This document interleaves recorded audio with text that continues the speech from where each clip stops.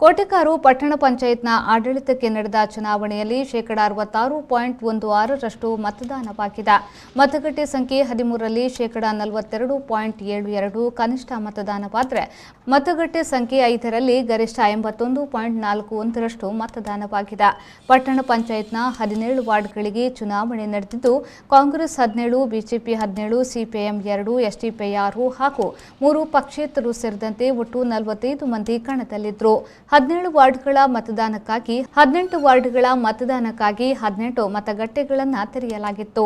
December 30ರಂದು taluk panchayat ಕಚೇರಿಯಲ್ಲಿ ಮತ ಎಣಿಕೆ ನಡೆಯಲಿದ್ದು ಅಭ್ಯರ್ಥಿಗಳ ಭವಿಷ್ಯ ನಿರ್ಧಾರವಾಗಲಿದೆ.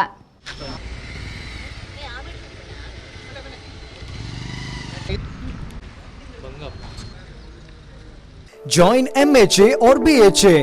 Admissions open for Masters of Hospital Administration 2 years full-time and Bachelors of Hospital Administration 3 years full-time courses for 2021-2022. Affiliated to Rajiv Gandhi University of Health Science. Eligibility criteria.